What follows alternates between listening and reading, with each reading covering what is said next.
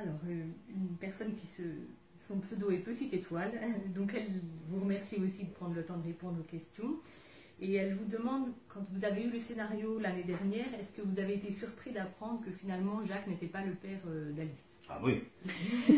Ah oui, j'ai mal digéré sur le moment.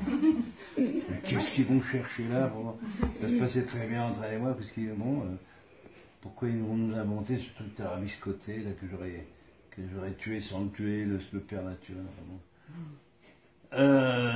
J'ai eu peur que ça soit une manière d'enterrer le personnage. On dise bon, puisque c'est pas le père naturel, au revoir monsieur, je suis peut-être trop cher pour la production. Il y a quelqu'un qui me veut du mal, non? Et puis, bon, on verra bien comment ça évolue. Moi, j'ai accepté de tourner ça sans aucune arrière-pensée. Je ne sais pas comment ça peut évoluer, je vous dis, moi. Oh, tu travailles trop, ma chérie, oh, viens en province avec moi, te reposer, etc. Bon, à Dijon. une fois, deux fois, trois fois, quatre fois, ça va. On a inventé des histoires un peu différentes, dont cette dernière histoire du père qui n'est pas le père, qui peut en être le père, etc. Maintenant, c'est à eux de voir comment ils veulent évoluer là-dessus. Ça peut être au contraire l'amorce d'une nouvelle relation très subtile entre elle et son père, qui n'est pas son père tout en étant son père. Il y a le petit-fils, et puis je ne m'interdis pas de penser qu'un jour ce père ça pourrait être au centre d'une des aventures judiciaires. Juridique, judiciaire. Pourquoi pas, j'en sais rien. Je me pose pas trop de questions, parce que ça ne me prend pas assez de temps pour que je m'angoisse là-dessus. Donc, là j'ai reçu des calendriers des prochains tournages, mais j'ai encore rien lu et je ne sais pas quand je vais tourner, donc je me laisse porter par la vague, sachant que je serai content de retourner sur le tournage quand ils m'appelleront. D'accord. C'est vrai que nous aussi, on a été très surpris la saison dernière de voir ce tournant qui avait été pris. Voilà. Ouais, c'est tout ça. Mais même les façons dont ils ont fait évoluer les choses dans l'histoire avec Tinivelli, et puis dans l'histoire d'elle, de son séjour à l'hôpital, la rencontre avec ce type. Tout ça, c'est étonnant, mais ça a l'air d'accrocher beaucoup les gens. Alors donc, moi j'en ai rien à dire. Je suis une petite roue du carrosse, mais je suis dans le carrosse. C'est dans le carrosse, et puis il faut aussi jouer le personnage, donc je pense qu'il faut y croire aussi un minimum. Non, mais un père pour une héroïne, c'est important, c'est sûr. Mais ça peut se développer encore plus. Mais ce genre de personnage ne peut pas trop empiéter sur l'affaire en cours. C'est ça qui est le plus important, c'est l'affaire en cours. Donc, toutes les petites parenthèses de la vie privée d'Alice ne peuvent être que forcément épisodiques et réduites à l'essentiel. J'en suis parfaitement conscient et ça ne me gêne pas du tout. Je ne voudrais pas, pour très franchement tout vous dire, je ne voudrais pas que ça m'empêche de faire d'autres choses à la télé, sous prétexte qu'on dise « Ah ben non, ça c'est le père d'Alice Nevers ». Ça m'énerve. Et en France, on a vite fait vous mettre dans des cases, c'est difficile d'en sortir. Mais vous n'avez pas bu votre café? Elle est trop occupée. Oh. Mais par chance, du coup, c'est vrai que dans les questions, on retrouve finalement... Elle est trop prise par elle. Bon, on continue.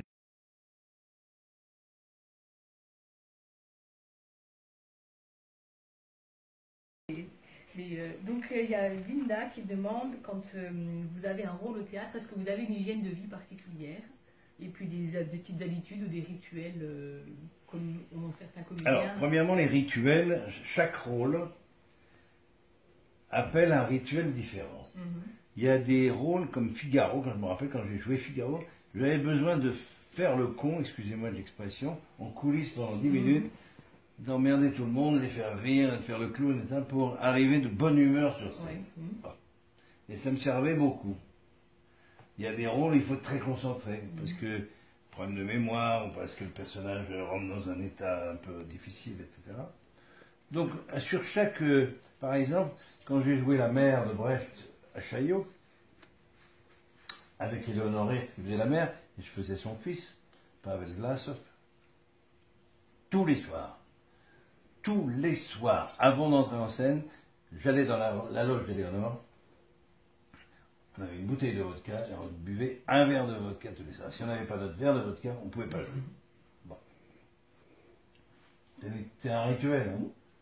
Bon, il y a des, au contraire, il y a avec Claude Dauphin, quand on a joué La mort d'un comédie voyageur, tous les soirs, 1h30 avant d'aller dans le théâtre, on allait manger ensemble un steak frites à Aubervilliers là-bas.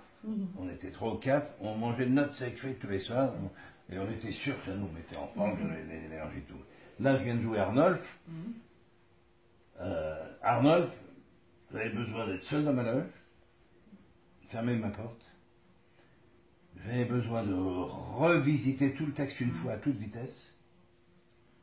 Et j'avais besoin le soir et le lendemain de dormir 12 heures. Ouais. Tellement j'étais fatigué par le rôle. Donc je dormais mes 8 heures, puis je me levais le matin, patati patata, et au début d'après-midi, quelquefois en fin de matinée ou dans l'après-midi, je redormais 2 heures ou 4 heures. Et il fallait que j'arrive reposé pour attaquer le rôle, sinon on ne peut pas le jouer.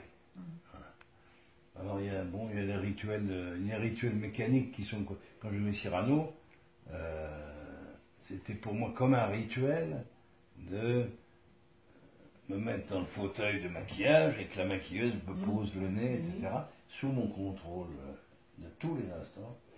Attention là, ça ne colle pas bien, attention, remets-le un peu comme ça, et on faisait ça ensemble. Quand j'ai joué Antoine Bloyer à la télévision, je ne sais pas si vous l'avez vu, c'est un film de Bluval, d'après le roman de Paul Nizan. Je prenais le personnage à 16-17 ans, je l'emmenais jusqu'à sa mort à 70 ans, à tous les âges de la vie. Donc, selon les scènes, selon les décors, un jour, une scène j'avais 40 ans, la scène suivante j'avais 50, le lendemain j'avais 20 ans, etc. Donc, ça supposait des maquillages très différents. Eh bien, avec la maquilleuse, d'ailleurs elle avait écrit un article là-dessus, avec la maquilleuse, on peut dire qu'on faisait le maquillage ensemble. C'est elle qui le faisait. Mais il n'y avait pas un instant où telle ombre, tel mastic qu'on rajoute ici. C'était un contrôle à deux permanent. Et pour moi, c'était comme un rituel. Et on finissait une scène, et on nous donnait 1 heure et demie pour changer la gueule du personnage, lui enlever 20 ans, lui en remettre 20 ans. Et là, on repassait, on enlevait tout, et on recommençait. Même chose pour les perruques et tout ça. Donc il y a des rituels, c'est sûr, mais il y a aussi des nécessités. Et donc tout ça se mélange bien, harmonieusement. Ouais. C'est un métier qui... c'est vrai que quand on attaque une pièce, ça dépend aussi du théâtre, ça dépend de votre loge, ça dépend du costume que vous avez à mettre, ça dépend des maquillages. Il y a des pièces où on les joue presque sans maquillage, il y a des pièces où on joue avec beaucoup de maquillage, il y a des films... Et il faut juste mettre un fond de teint pour avoir une belle peau. Il y a d'autres films où il faut au contraire créer une gueule, soit parce que c'est historique, soit parce que c'est un personnage de composition. Donc chaque pièce, chaque film, chaque moment appelle des habitudes qui peut-être deviennent des rituels, mais à l'occasion de cette seule pièce, de ce seul film. Puis après on oublie ça. Et sinon, je n'ai pas de superstition, pas de rituel récurrent. D'accord. C'est au cas par cas, selon la nécessité. Et il y a toujours une nécessité. Il y a toujours la nécessité d'avoir ses habitudes, d'arriver dans une loge. La loge, c'est chez vous. Et quand vous êtes en tournée, vous changez de loge tous les jours. Donc, le technicien, le régisseur, il vous prépare, il vous amène votre palette de maquillage, vous l'amène dans votre loge. Généralement, il y a une serviette éponge propre, il y a un fauteuil pour se reposer, il y a ce qu'on appelle le catering, c'est-à-dire un casse-croûte préparé pour les acteurs devant les loges, etc. Et tout ça, ça appelle, là aussi, des habitudes implicites qui disparaissent aussitôt que la pièce est finie. Et à chaque fois, il y a un cheminement pour se mettre en condition, mais pas toujours le même.